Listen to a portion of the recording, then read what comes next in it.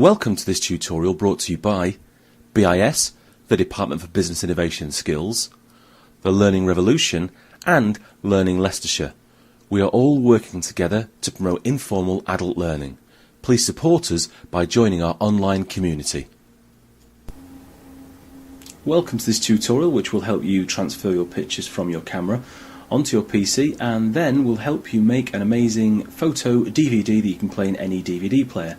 There's two files that can help you along with this tutorial. The first one on the left hand side is a follow along guide with the usual 5 steps, and then the one on the right hand side which is a help file to help you install photoStage if you need that help. Right, let's crack on and get those pictures off your camera onto your PC. Right, well let's start by getting the camera plugged into the PC via its USB port. And then I will turn the camera on. My camera asks me if I want to connect to the PC or to a printer. I want to connect to the PC, so I'll make sure that's highlighted and click OK. Then the camera will talk to the PC and hopefully a autoplay box will pop up that will allow us to transfer all those pictures into our My Pictures folder. Okay, so the autoplay box has popped up. You can see we've got a few different options there. I can import the pictures and videos using Windows, or I could use some of my other software. You may not have the same stuff as me on your PC. I could also open a folder to view the files, but I'm going to import the pictures with the Windows wizard. So I'll click on that wizard. It pops this box up here, which it basically reads all of the pictures on the camera and then asks me to tag those pictures. These pictures I took at Christmas. I'm going to call the pictures Christmas. There we go. And also I'm just going to check the import settings so I know what's happening with my pictures. You can see there it will import all of the images into the My Pictures folder. The folder name will be the date that I imported them plus the tag, so that's plus the word I typed in, which is Christmas. The file name for all the pictures will be Christmas and then a number after there. So I'll click OK and then click on Import, and it will then import all of those images into My Pictures into a folder dated today with the name Christmas. I'll come back once that's done so we can move on to the next stage. Okay, it's just finished importing all those pictures and automatically popped up the My Pictures folder with all those pictures in, and as you can see there it's imported all the pictures into the folder. If I wanted to find them, I could go to the Start button and then click on My Pictures, or I've got a shortcut on my desktop called Pictures. Double click on that, you'll see here I've got a folder called Christmas with today's date. Double click on that and there are all my pictures. Okay, so I will close that down because now we can get those open into photoStage so we can get ready to make our compilation DVD. Okay, well I hope that you've got photoStage installed and you also installed Express Burn when it asked for the different options. I'm going to double click on the icon on the desktop to get the software open. It does always check for an update and then give us the link to the website there if we wanted to go through and check out the other stuff they do. And here is the photoStage software. I want to put all my pictures into the timeline down here, so I just simply click on Insert Slides,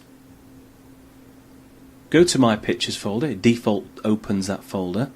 And then here's the folder that I got from the camera called Christmas, and I can see in there there's all the pictures that I downloaded from my camera. I want to select all those and I can do them individually by clicking on one image, holding down Control on the keyboard, clicking another, or to select a line of images I select the bottom one, go to the top, press Shift and then click the top one and it selects all of those. That's just a general shortcut you can use in any program to select one or more items. Then I'll click Open and it will import those pictures into the photoStage software. Whilst it's doing that, I'll just talk you through the rest of the interface. At the top here, at the moment it says no slide selected. That shows you a preview of the slide when we've got there we go, you can see its preview there. Down the right hand side here we've got all of the different files that we've got opened up into the software. We can add captions to our pictures with this box here. You can also change the effect from crossfade to a normal fade. You can also change the length of these slides. Manage colour, that's quite a cool button. You can go into the manage colour to change zooming effects. You can add sepia and black and white and all sorts of fun things in there. I'd suggest you play with all of those. You can also add narration if you wanted to. You can talk through your images that you've put into the timeline, or you can add music, which is what I'm going to do.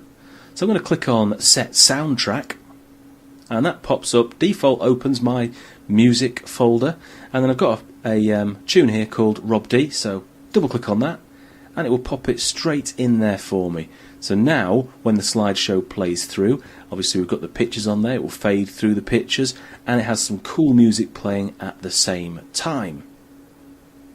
Once I have maybe added captions to all the pictures, I've played around with the different zooming options and all that sort of stuff, I would want to build my slideshow.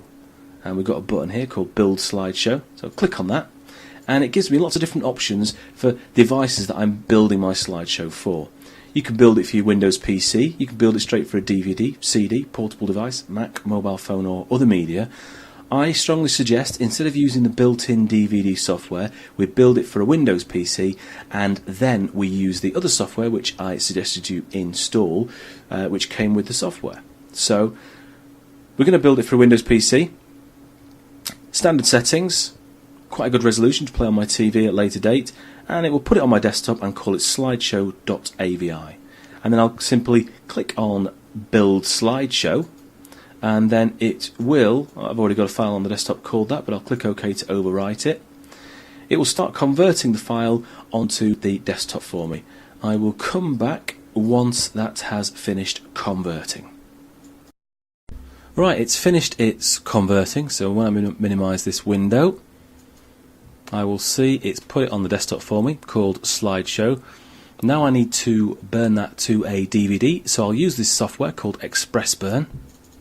Double click on that to get it open, and then I want to make sure I click on Video DVD, like we have there, and I add the file to that, which is this one here that's on the desktop. I can drag and drop it in there.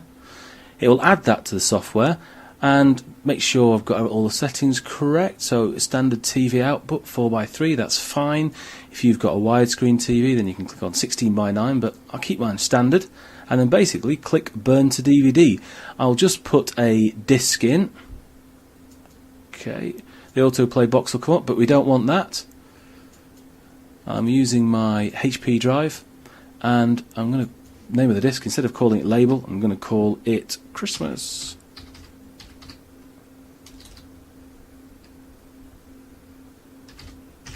There we go, and click Burn. It's just downloading a file we need. Yours may do the same thing, and there you go, it will start converting and then it will eject the disc once it's done. Okay, so the DVD's finished burning. I've taken it through to my DVD player, popped it in the tray. It's auto-loaded, come up on the screen and started playing my music and the pictures. Looks fantastic. I hope it's given you some ideas on how to create your own compilation DVD so you can send to your friends and family. I'll be posting this on YouTube so you can see what I've done, and also maybe post your own in the replies section so I can see sorts of things that you're doing.